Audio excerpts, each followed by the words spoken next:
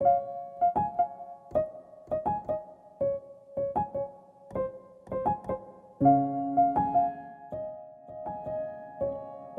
is aging? People ask that question. What is aging? There are a lot of other opinions that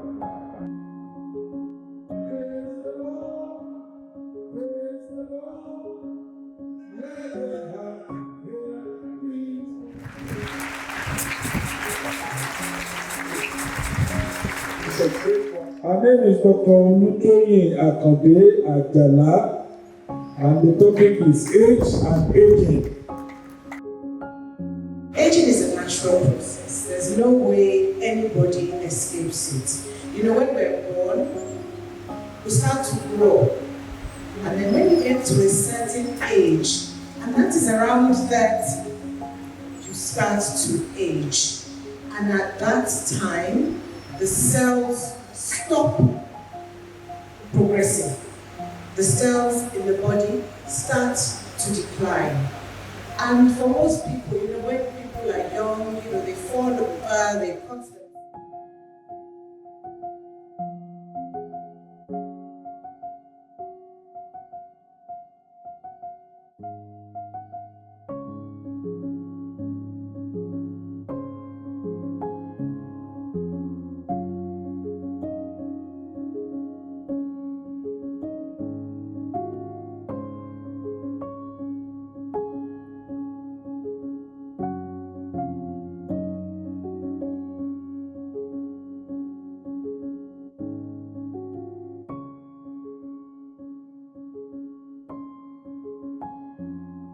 Her name is Dr.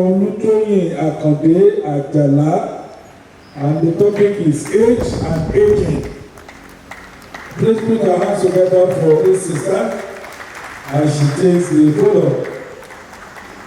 I stand on existing protocol, and I say a big thank you to the President of the Synod, the Right Reverend Dr. James Odedeji, and also Mommy. Thank you, ma'am, and all the clergy and the Synod for I thank you all for inviting me.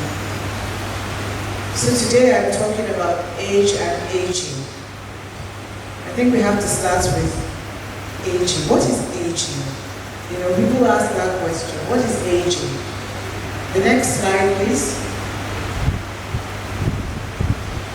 Aging is a natural process. There's no way anybody escapes it. When we're born, we start to grow. And then when you get to a certain age, and that is around 30, you start to age. And at that time, the cells stop progressing. The cells in the body start to decline. And for most people, when people are young, they fall over, they cut themselves. Before you know it, that place has healed. When you get to that age where the cells stop growing, you also get to a stage where, apart from the cells starting to decline, it also stops to regenerate. So, there's that cut and it doesn't heal as quickly as before. And eventually, we get to a point where the organs don't work as well as they should. And this is not doom and gloom, this is just the biology.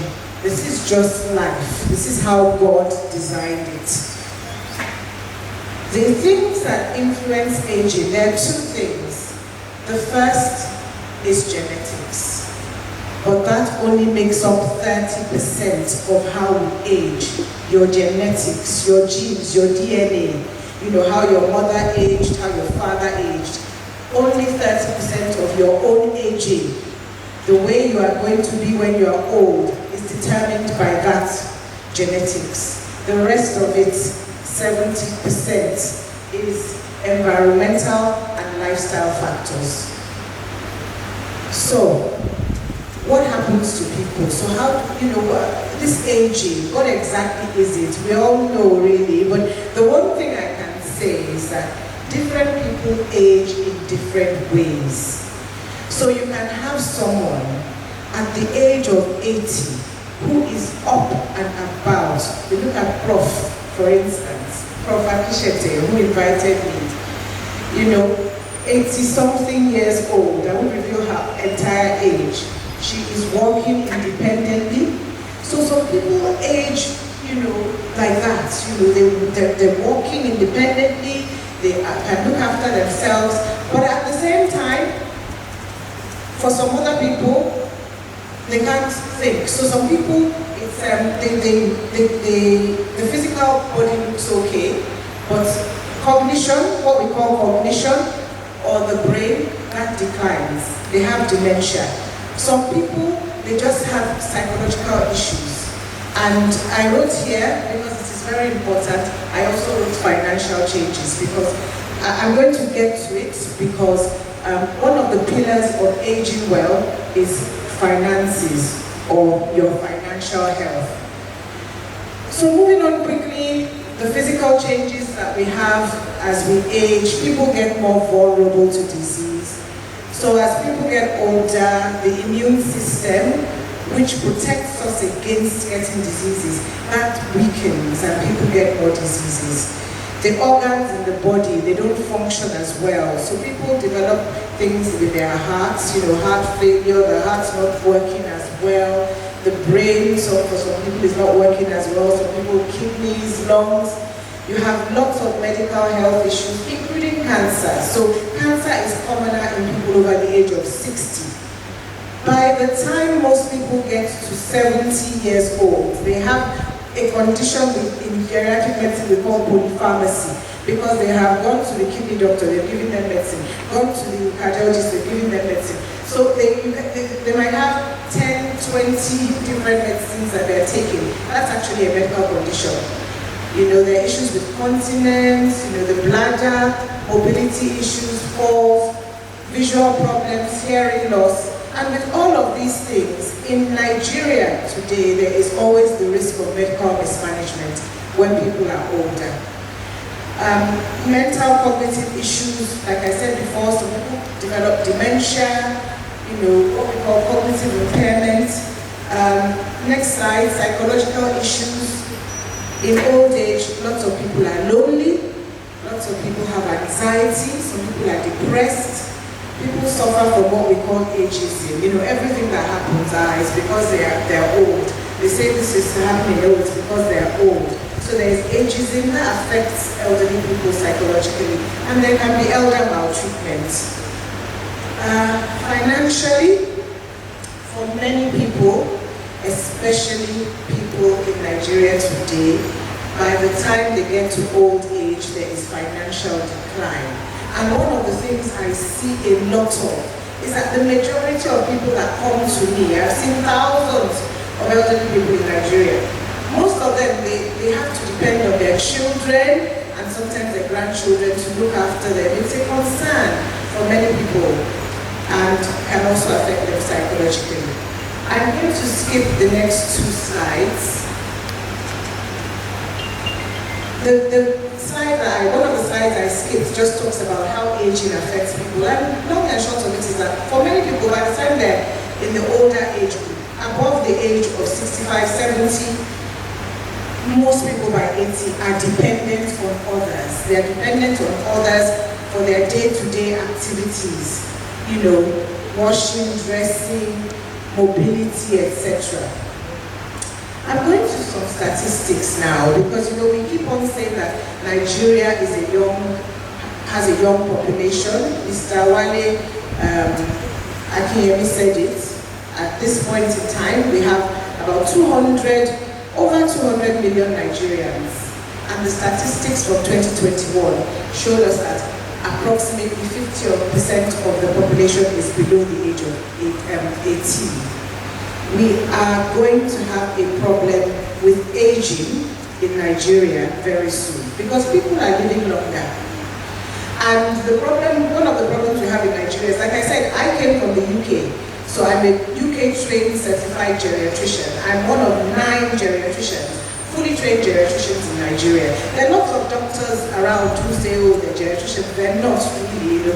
Most of them are family doctors who have looked after elderly people. So, but in terms of that specialty for the next 25 years. Because by 2025, the statistics shows that we're going to have, sorry, by 2050, that's 25 years time, we're going to have over 26 million elderly people in Nigeria. Right now, we have approximately 9 million. By that time, we're going to have 26 million. The country is not ready for aged people. The country is not ready. So since the country is not ready, we all have to be prepared. So, my next slide. What do we do about aging? Is there anybody here that doesn't want to grow old? Anybody? There's one brother that doesn't. There's another brother. I hope it's not for because of financial reasons. But the majority of people want to grow old. There are only 3 people, I think, that put up their hands and said they don't want to grow old. But the majority of people, I dare say 99% of people want to grow old. So if you want to grow old, you've got to be prepared. It's either you grow old or you die young. And if you are going to grow old, you had better age well. There are 2 ways to age. You can age well, where you are independent, like Prof. You know, you're walking without a walking stick. Your brain is sharp. Prof works in the clinic. I've just been to the clinic. I saw the clinic, it's a hospital. At 80, I'm not going to ask you nothing. But you know, she works in the clinic. She's a doctor. And you know, her brain is sharp, she's psychologically sound. I dare say if she needed to see a doctor, she'd pay for herself. She's not waiting for any child to come and do it for her. So she has aged well. So you either age well or you age in frailty. Frailty is when you get to that stage where you are so for physiological strength that you have has gone. That is one of the consequences of not aging well. Can I have the next slide? So people who don't age well, they become frail. I have frail 70-year-olds. And people who are frail, they don't do well, they don't thrive. If they have a simple insult, like they have, you know, maybe an infection is possible, they decline totally. They need to be in hospital. Sometimes they are bedbound. So what you want to do is you want to prepare yourself and work on yourself so that by the time you get to old age, you have aged well and you have not aged in frailty. Can I have the next slide, please? Next slide, please. So I'm going to talk to you about the 5 pillars of aging well. There are 5 pillars that support you in old age, all of us. The first is our physical health. These are pillars that must be standing strong in old age so that you would be said to have aged well. The first is your physical health. The second is mental health. The third is social health or social engagement. And I dare say most of the people that are here, you know, by the time you have people, you know, men and women of God who are in the clergy coming to church, you see them in their old age still coming to church. That is one pillar already that is standing well. The next pillar is emotional well-being. I talked about lots of elderly people being lonely, anxious, and depressed. And the 5th pillar, which is very important, is financial stability.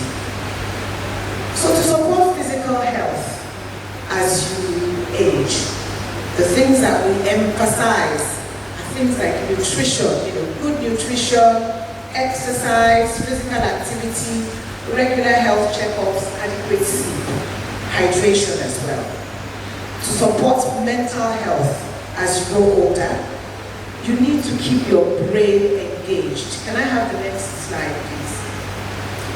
So there are certain things we call mind-challenging or brain-boosting activities. You know, you have to ensure that, I always tell people, you know, read the newspaper, get an iPad, learn a new language. For all those people in church, please learn how to play the piano so that maybe when the organist can't come, somebody else can pick it up. I know someone who started learning how to play the piano at 70.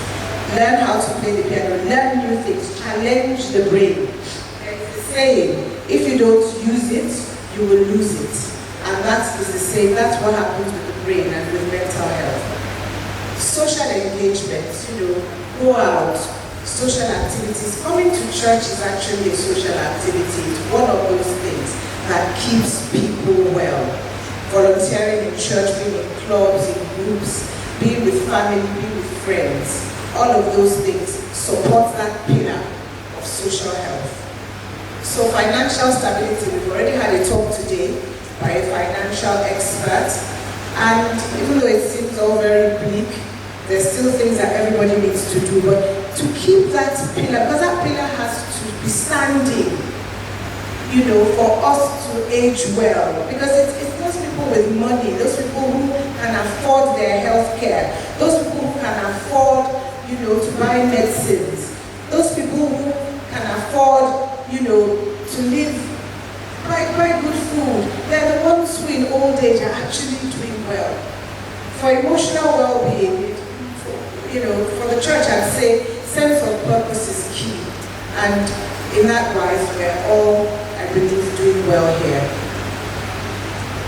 So I'm going to go to my recipe for maintaining those 5 pillars of aging well. Now, I have been a geriatrician for 27 years. I've been in the specialty for 27 years. And I always ask my well elderly, if someone comes in, if I'm managing someone over the age of 85, and they're doing well, I ask them questions. I ask them, actually first ask them, what do you prefer, fish or beef? It's always fish. Do you drink tea, coffee? They tend to drink tea. But the one thing that practically all of them say is that they exercise. And when I talk about exercise, I don't mean going to the gym. I mean they are physically active. I have patients who tell me that they walk for 40 minutes every single day. They walk around their compounds or, because Nigeria is not the safest place to go walking out and about. So if you've got the space, you should walk.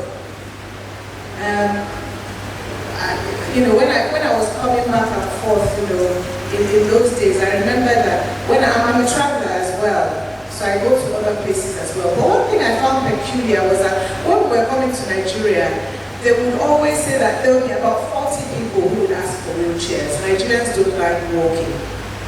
Nigerians like to be pushed around and driven around. It's not really one of the things we do. Exercise is not really our strong point. But if you want to age well, you've got to start exercising. And like I said, walking. So 30 minutes of a brisk walk 3 times a week is good. I exercise every single day. And I always say I don't do that because I wanted to lose weight. I wanted to, after my second child, I had put on so much weight. So that was when I started exercising. By the time I had number 4, I knew that something needed to be done. But now I exercise because I want to age well. I want my brain to be sharp. I want my mood to be good. Because exercise is good for all of those things. I want my weight to be down. I want to be able to walk briskly without a stick. So if there is one thing that you take away from this lecture, if you want to age well, because you have to age well. We're living longer. Nigeria doesn't have the resources to look after a lot of elderly people. And there's going to be a lot of elderly people around in 25 years' time. So start exercising. The second thing that we always talk about is diet, nutrition, drinking water. With diet, it's quite simple. Fruits, vegetables. I always say cut out sugar. Cut out sugar because sugar is the #1 aging agent in the world. So if you're one of those people that you drink tea, you put sugar, you have garri, you put sugar, you go and have your beans, you put sugar, yam, you put sugar, you have to stop because it ages the body. it ages the bowels, it ages the mind. So please get rid of sugar. It causes inflammation in the body. So start cutting down now. It is not good for you. Other than that, diet, nutrition, fruits, vegetables, well, here everybody, lots of F4, FTC, when I was in medical school, we talked about palm oil. Now I'm not so sure because of adulteration. Drink a lot of water, enough water, don't be dehydrated. It helps the cells. It helps to keep the cells strong. It helps to stop the cells from declining quickly. The third thing I've written here is that you've got to be a little bit obsessive about your health. So I have patients who they're in their 80s, they're so obsessive about their health. If anything happens to them, they notice a rise in their blood. They're the ones who check their blood pressure. They check their blood sugar. They make sure that they get their medication. They never run out of whatever medication they have. They make sure that they attend their appointments. They are a bit obsessive. Obsessive people are the ones when there's an outbreak, they don't get sick because they're always washing their hands. They make sure people around them are wearing masks. Obsessive people live longer. So be a little bit obsessive about your health. I have put financial planning in number 4. We've already had a talk about finances. It's not one of those. Things are not particularly healthy at the moment there, but everybody needs to, at whatever age, even when you are 80, you still need to ensure that your finances are, just because you're 80 doesn't mean you should now start spending, giving everybody your money. You need to ensure that you are protecting your wealth and your finances so that you have enough to carry you on in later life. And that's, I know that, with the clergy, we thank God we're in a country where people actually we look after our men and women of God, I know that. But even the clergy need to make sure that, they're looking after their financial health. You've got to maintain social connections. So especially in Nigeria, one thing I found, the mommies and daddies that I know who are the ones that I go out, I meet them. Mommy, grandma, you are here. You come to church, they're in church. They are in one group. I have a mommy, I think on Sunday, I had said I was going to see her at home.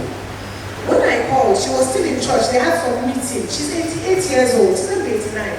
They had some meeting. She was like, doctor, she came to see me at the hospital yesterday. Because her entire Sunday, she was with the this and all that in church. So, those people, they tend to be doing well. They tend to age well because they maintain social connections. They don't isolate themselves. Now, number 6, I've only just added number 6 to this list, and that is checking for hearing loss. It has become evident over the last few years that hearing loss, not visual loss, because we used to be very particular about visual loss. If you've got a visual problem, you must make sure sort out glaucoma, sort out cataracts, because people with cataracts, I can't see, they can fall. But what we have found is that people with hearing loss, undetected hearing loss, they are twice as likely than other people to develop dementia. Dementia is when people forget things. Memory loss, they can't remember who they are, where they are, children and all of that. It is a horrible condition and it is very common. It is prevalent in Nigeria. It is prevalent. So you've got to check for hearing loss. I've added that to my recipe for maintaining the 5 pillars of aging well. And then finally, please, I wrote regular checkup with your geriatrician, but like I said, there are only 9 trained geriatricians in Nigeria, but regular checkup with your doctor. The reason why I wrote geriatrician, I did not write family doctor. I wrote geriatrician because it is proven beyond all doubt that if a geriatrician manages or is looking after the health of anybody over the age of 65, regardless of whatever medical condition they have, they do better. So that's why I specified geriatrician. I'm going to move on to the next slide, just to talk about exercise, because I am very keen, very particular about exercise, because I have not seen anybody who from middle age started exercising who is not doing well. Genetics plays a part in how you age. So that 30% will always be there. But the other 70%, you can influence it by exercising. If you exercise regularly, like I said, you have a 30% reduced risk of developing chronic diseases, heart disease, diabetes, cancer. You have a 35% reduced risk of developing dementia. You have a 40% reduced risk of having mobility issues, and a 50% reduced risk of falls. Over there, this is people over the age of 65. Going to diet and nutrition, I'm going to reiterate about cutting out sugar, because sugar is the #1 aging agent in the world. Sugar is actually in lots of things. It's in the soft drinks, it's in Coca-Cola, it's in the red wine, it's in a lot of things. So the more you can reduce your intake of sugar, the more likely you are to age well. The other thing that we all know, there's something called intermittent fasting. And thank God I'm talking to a group of, I'm talking to the clergy and the synod, because we are all fasters. I grew up in the Anglican church, and I still remember all the fasting, we all fast. And fasting is actually very beneficial because it improves longevity. It gives the body a chance to recover from all the toxins that we ingest. So that cellular decline that accelerates aging, it gets suppressed. So intermittent fasting is very important. Like I said, the OCD of being a bit obsessive, it's statistically proven. If you are obsessive, a little bit obsessive about your health, it increases longevity as well. And finally, the financial planning. So it's important because I have seen, like I said, we don't want to get to old age and really have to wait. You see, my generation, we looked after our parents. My parents are in their 80s. I don't have to look after them really, because my dad was one of those financial planners. So I don't have to do anything. But I'm 55, I've got young children who I know will question me in 30 years' time if I keep asking them for money, because these Gen Zs and millennials, they will ask you what you were doing with your money. The other things that I want you to consider, which are important for aging, be wary of polypharmacy. Whatever age, when you find that you start to have lots of medication, you're counting pills, you're at 9, 10, you're taking them every day, you've got to go back to the drawing board, because all these pills they all have side effects. And all those side effects can be detrimental to your health, your well-being, and to the way you age. Another thing I wanted to mention, this is not a plug, but we know that one geriatrician gives more value than multiple physicians when it comes to looking after elderly people. And like I said before, remember to book your regular checkups with your geriatrician. Back to the statistics, because we have to go back to the statistics. By 2050, we are going to have 26 million, and it might be more, people over the age of 65 in Nigeria. Nigeria is not ready. So you have to be ready. You have to ensure that you age in such a way that you don't necessarily have to go around looking for people to look after you. I have to put a plug there about my center, because it's the first private specialist hospital for older adults in Nigeria. Just going to the next slide, we have a conference called the Healthier Aging Conference, which we host every year. We started in 2019. I came to Nigeria in 2018. And when I came to Nigeria, I remember I just came in, I had this desire, people were calling and people didn't know how to look after their aging parents, etc. So I said, okay, I knew I wanted to set up an elderly healthcare service. Came in 2018, and I wasn't expecting what I found. I found that the aging population were not doing very well at all. People were not aging well. There was a lot of frailty, a lot of dementia, and it was from there that the Healthier Aging Conference was born. And that conference is to educate us on how to age better. So we have this conference every year, and for this year I will ensure that I pass the information out to the appropriate people so that the congregation and the clergy can have it, so you can join us either virtually or in person. It's always in Lagos. And then finally, we have a foundation that looks after underprivileged elderly people. It's called JBS Elderly Care Foundation Africa. So I just thought Please give microphone to the person in front of you. Yes, give him. Thank you, Diocese of the Church. I'm Adibowale Ayedon from AB Archdeacon. Ask, because when you look at it, the issue of drug, taking drug in Nigeria today, there are so many big drugs. How and is this not a risk side for us to go harder?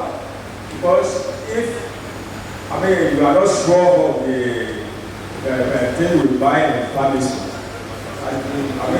there should be an alternative. I want to hear your suggestion about that. Then you wrote something about this side for maintaining 5 units of the giveaway. There is something you call OCD. I want to know the full meaning of OCD. Then been told also that even when we are talking about exercise, that dancing, as we are in the church like this, is also helpful, is good. I want to hear your side of the thinking about that. Yet I want to ask again, this issue of environmental pollution, how does it affect you? Because I could see that our old parents who grew in the village, they live longer than those of us that are living in the city and all these things that have been polluted. Can we say that this environmental pollution can also affect aging? Thank you. Please give to a woman too.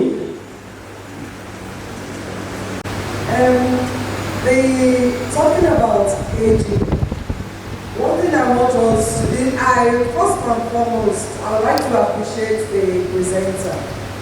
But in my church, we have a cooperative society, and recently we learned that the family support that we used to have in Africa, like taking care of other people's children and so on. And when one ages, sometimes your own children might not be around to take care of you. And you find out all these children you've taken care of, they start coming around, to keep you lively, giving you things and all that. So I think it's affirmative too with the word of God, that when you sow, you will reap bountifully. So I will encourage us to please learn to keep up the family support. It goes a long way. Thank you. You advise not to, or we elders, not to take sugar. Can I ask you, instead of not taking sugar, can we take honey? What do you think about this? And what is your take?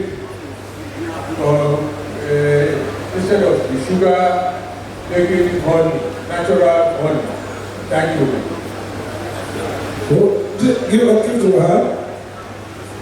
and now you're advising not to take sugar.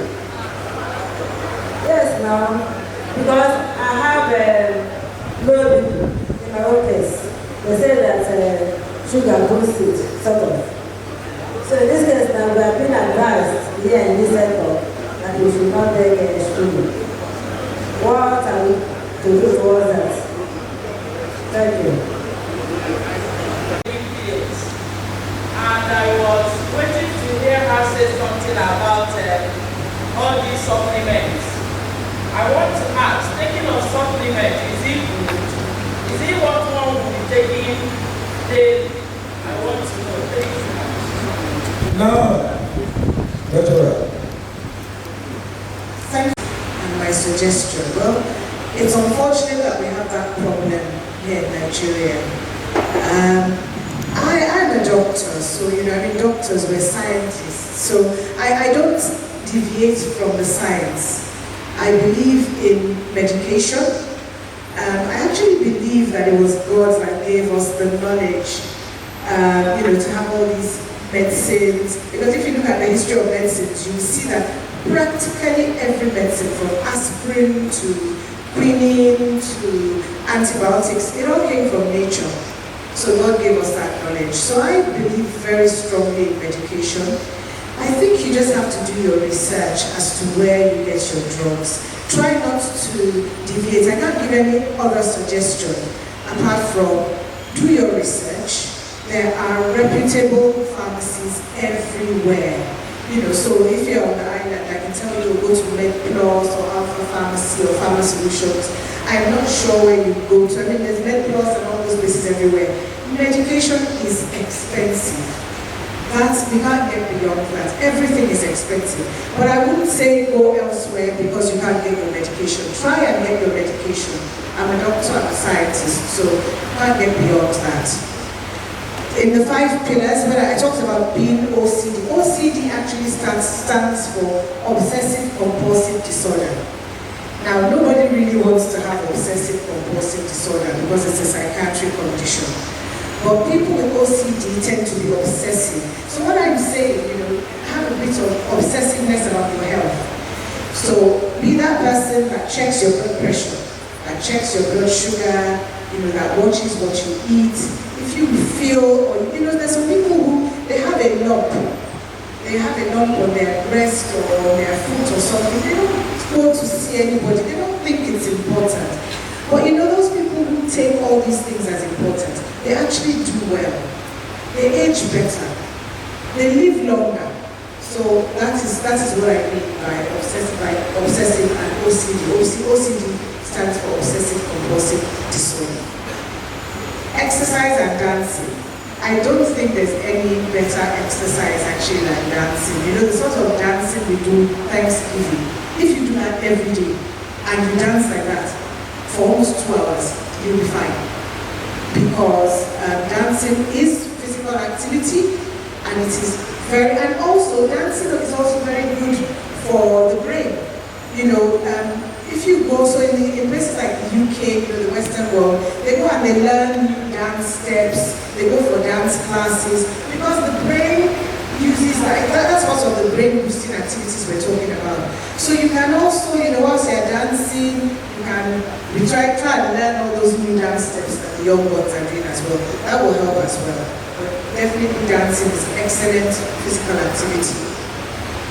Talks about environmental pollution. I don't know how we're going to get away from that. And you're absolutely right, because pollutants in the environment, they're toxins that affect the cells. And the more pollution there is, the quicker the cells age, the quicker the cells get damaged and die and all of that. So, in some places, the environmental pollution is so bad that they find that there's an increase in the number of people with cancer. So, I don't know what we're going to do about it. I would recommend that if you're in a place where there's a lot of air pollution, for instance, just wear a mask. Let's just do what they do in China. In China, from the 80s, when there was a lot of pollution because of all the industries, people started wearing masks. And I think, in Nigeria too, we've been through COVID and all that, people survived wearing masks. Maybe we should be wearing masks in Nigeria to try and reduce the amount of toxins that we get in our system. So talking about family support, I'm not sure whether that was a question or a statement, but you're absolutely right. You know, that setup of having people around you, other people's children, training people. You know, in my parents' house, there was a time we had lots of children around. We had people, they were just living with my parents, had children. My mother would she didn't want to take them to school, pick them up. I mean, it just keeps your brain sharp. It helps you to age better. Your immunity is better. There's nothing that does better for people's immunity than having children screaming around them, really. It keeps you on your toes. So, you know, that's very true. Family support and having social support, lots of people around you. Talking about sugar. Can you take honey? Yes, sir, you can. So sugar in its, you know, the sort of sugar I'm talking about, you know, there is the refined sugar, lots of sucrose. There's different sorts of sugar. There's the sucrose, there's the fructose. The fructose, the natural honey, that one, the body is able to digest that better. It doesn't cause inflammation like the refined sugar and the sucrose. So yes, you can use honey. But most people in our environment use refined sugar. But yes, you can use honey. But either which way, still try and cut down on all these sugary things. And for mommy that said about sugar boosting your energy, it is a false boost. Sugar will falsely boost your energy. You know, sometimes when I fast, when I'm going to break my fast, I'll drink tea and I'll put sugar. That is the only time I put sugar in my tea. Because I also feel like it will boost my energy. It's very fake. You know, it doesn't last long. And you know, it really doesn't do anything for you. It doesn't boost and it does not boost your blood pressure. So if you have low blood pressure and they're telling you to take sugar, that is totally wrong. If you've got low blood pressure, you need to take salt. Salt, not sugar. Sugar does not help your blood pressure. Taking pills and supplements, that's a fantastic question. Because especially since COVID, you know, people will come to the hospital with a bag. By the time you open that bag, they've got turmeric, vitamin D, vitamin C, ginkgo, vitamin B complex. Sometimes they have different preparations of all these vitamins. That in itself is polypharmacy. And I always say, you know, all these things, when you're at a certain age, so for someone like me, I take one woman 50 plus, because that has practically every supplement in the dose that I need to sustain me. So when you get to 70 and above, there's one woman or one man 70 plus. I always say take one good multivitamin. But I love vitamin D. Vitamin D supplementation is extremely good. Now, vitamin D naturally comes from via the skin, from sunlight. But how many people actually over a certain age go and stand outside in the sun to get enough vitamin D? When we got here, I wanted to come into the air conditioner. So, you know, we don't have enough vitamin D, but vitamin D supplementation is so good. It boosts the immunity, it helps the mood, it helps with bone health. So if there was just one vitamin that you should be taking, apart from taking one very good multivitamin, it will be vitamin D. Vitamin D, not vitamin D and calcium, vitamin D. I hope that answers all the questions. Can we please put our hands together for us? We appreciate, and of course, family say, thank you, ma, and appreciate you profusely. Praise God, God, God, blessings flow, praising all creatures, here below, praising above the heavenly hosts. Praise In Jesus' name, lighten our darkness with the sage day. And by your mercy, O Lord, defend us from all perils and dangers of this night. Through Jesus Christ our Lord. Lord, we pray for the family that has given us plenty waters for this synod session. We pray that you will bless this family generationally. For the family that have been responsible for the printing of Bishop's Church, this family 7 a.m. Thank you and same to administrators. We have a short meeting advising all before you go home. Please, we are looking for a booklet, simple booklet. Somebody does misplace a simple booklet. Please, if you are taking a booklet that is not yours, that contains some documents, please return them. It has some envelopes inside with some vital documents. Please check your booklet, your synod program, and please return such to us here.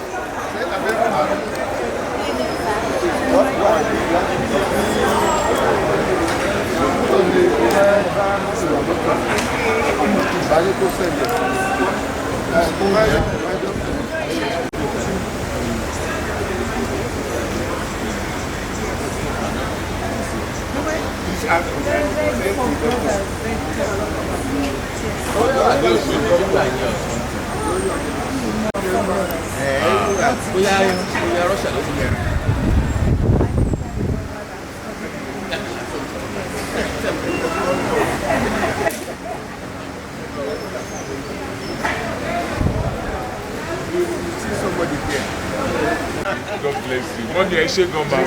We really appreciate it. Thanks for that I bless him. Chairman, for the goodness of God, you are the Gerontology.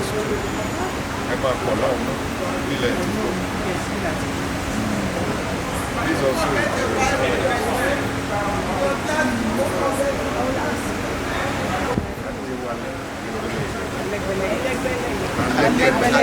Doctor, thank you. Somebody wants to ask a question. And I told him.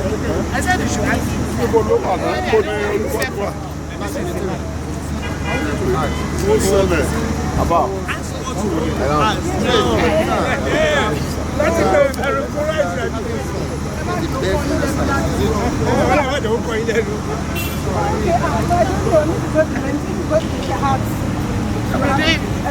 oníṣekúṣe náà mo nínú gbogbo question mo ní bàbá sọ pé láti kò mo ní ẹ̀rí ìtẹ́fẹ́ bẹ́ẹ̀. Yes, sir.